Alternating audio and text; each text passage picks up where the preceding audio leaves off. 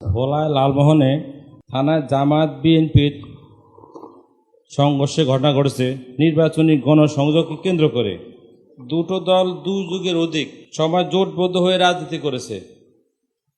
আজকে তারা একে অপরের বিরুদ্ধে যুদ্ধ করছে। আপনি কাকে দায়ী মনে করেন? দায়ীটা হচ্ছে আমাদের কপালের দোষ। আমাদের কপাল আছে না, কপাল বলে আপনি কপালকে দায়ী করছেন কেন? আমাদের কপালটা হচ্ছে এই কারণ এখন দায়ী কারে করব আমি? এখন আমি যদি বিএনপির দায়ী করি তাহলে বিএনপির হাজারে হাজারে বাহিনী, এখানে কোনো নীতি নৈতিকতা আইন নিরপেক্ষ কথা বলার বস্তুনিষ্ঠ সমালোচনা করার কোনো সুযোগ আর কেউ রাখে নাই।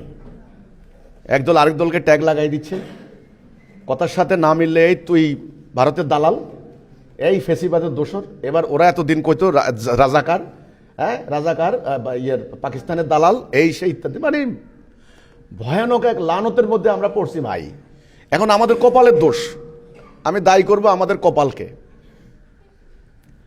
কারণ আমরা এমন একটা সমাজ ব্যবস্থায়, এমন একটা টাইমে, এমন একটা জীবন ব্যবস্থার মধ্যে আমাদেরকে ঢুকাই দেওয়া হয়েছে, এটা এখন চলতেই থাকবে। এতদিন জামাত আর বিএনপি মিলে আওয়ামী লীগের সঙ্গে সংঘর্ষ, কারণ আওয়ামী লীগ ক্ষমতায় ছিল।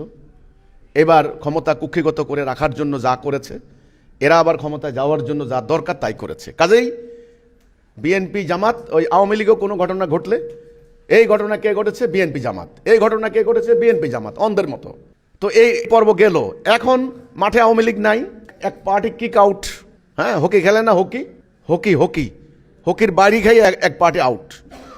এবার এখন যারা আগে একসঙ্গে ঘর করেছেন তারা এখন দুই ভাগ হয়ে গেছেন, জামাত আর বিএনপি।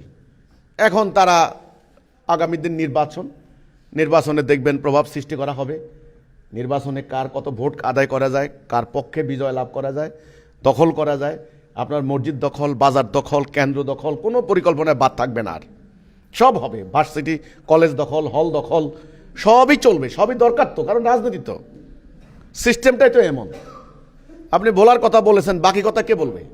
তো কাজেই কাকে দায়ী করবেন? দায়ী হচ্ছে এই সিস্টেম, এই প্রক্রিয়া, যেই হানাহানির রাজনৈতিক সিস্টেমের মধ্যে আমাদেরকে ঢুকিয়ে দেওয়া হয়েছে।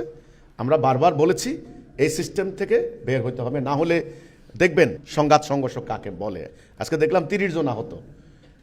আগামী দিন এটা, এই সংবাদ আমাদের হতবাক করবে না, 30 জন নিহত, 300 জন নিহত। এটাই হলো রাজনৈতিক খেলার শেষ পরিণতি। আগামী দিন এটাও হতে পারে। তা আপনি এই সংঘর্ষ বলা হয়েছে, আরেক জায়গা হবে, আরেক জায়গা হয়েছে অতীতে। এটা হলো এই সিস্টেমের দোষ আর আমাদের কপালের দোষ। আমরা এই মাইর খাবো, রাস্তায় বাইর হব, হঠাৎ করে দেখলাম বোম মারলো, হঠাৎ করে দেখবেন ছিনতাইকারী গলায় ধরলো, চাকু ধরে সব নিয়ে গেছে গা, হঠাৎ করে মহিলার ভ্যানিটি ব্যাগলে দৌড়ে দিচ্ছে টান। এগুলো আমাদের কপালের দোষ ভাই। আমরা এই পর্যন্ত আসছি, এই জায়গায় আমি আর কাউরে দোষ দিব না। আর আমাদের ভাগ্যে এগুলো আছে, এগুলো দেখবো, এগুলো সহ্য করব, এসব নাটক এগুলো আমরা দেখবো আর কি।